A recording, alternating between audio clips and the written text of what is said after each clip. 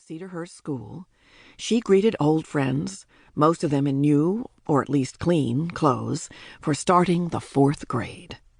When she saw Janet, whom she had often seen in the park during the summer, the two girls compared calluses on the palms of their hands. "Your calluses are really big," said Janet, impressed. It was true. Ramona's calluses were hard and yellow because she lived close to the park, where she often went with Beezus and her mother and Roberta on warm summer days. She worked hard at the rings. Pump, pump, swing, pump, pump, swing, and by the end of summer she was able to travel down the line of rings and back again. "There's Susan!" cried Janet, and ran to join her. Reluctantly, Ramona followed. "Hi, Susan," she said, eyeing Susan's short blonde curls. "Hi, Ramona," answered Susan. Neither girl smiled. The trouble was, the grown-up Quimbys and Susan's parents, the Kushners, were friends. Ramona did not know what Mrs. Kushner said, but her own parents often said things like, "Now you be nice to Susan. Susan is such a well-behaved little girl." Or, "Susan's mother says Susan always sets the table without being asked." Such remarks did not endear Susan to Ramona. There was more. In kindergarten, Susan did not like Ramona, who could not resist pulling the long curls she had at that time and saying "boing" as she released them. In 1st grade, when the class was making owls out of paper bags, Susan copied Ramona's owl. The teacher held up Susan's owl to show the class what a splendid owl Susan had made. This seemed so unfair to Ramona that she crunched Susan's owl and found herself in trouble, big trouble. So how could anyone expect the two girls to be friends? As Ramona expected, the calluses on Susan's hands were so small they could scarcely be seen. Then Ramona saw a new girl who was standing alone.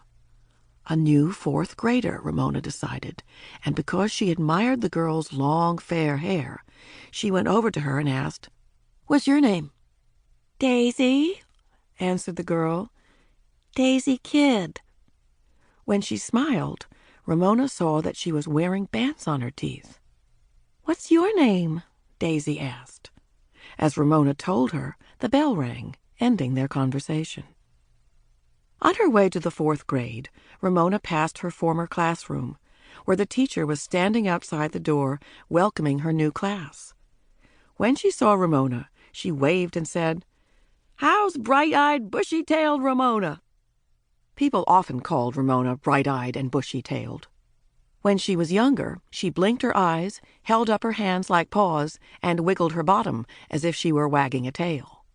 Now that she was a 4th grader, she was too grown up for such babyishness, so she waved and said, "Hi, Mrs. Whaley." Ramona's 4th grade teacher was Mrs. Meacham, a plump, cheerful woman in a green pantsuit and blouse printed with flowers, a good sign. Ramona liked teachers who wore bright, cheerful colors. Mrs. Meacham, Ramona decided, must be very old, because Howie's father had gone to school with her when he was a boy.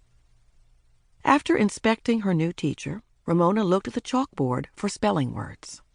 The board was blank, another good sign. Mrs. Meacham passed out name tags and made a little speech about how learning was fun in the 4th grade, and everyone should work together to make this a great year. She then passed out papers with borders of dinosaurs, another hopeful sign, Ramona thought, even though dinosaurs were more for 3rd graders than 4th graders. Mrs. Meacham said, "So I will get to know you better. I want each of you to write a paragraph telling me about yourself." Ramona tapped her pencil on her nose and noticed that Yard Ape, who sat across the aisle, was already writing, apparently without having to think. Susan, in front of Ramona, leaned her head on her fist. A boy went to the pencil sharpener. Someone sighed. Feet shuffled. Ramona began to write.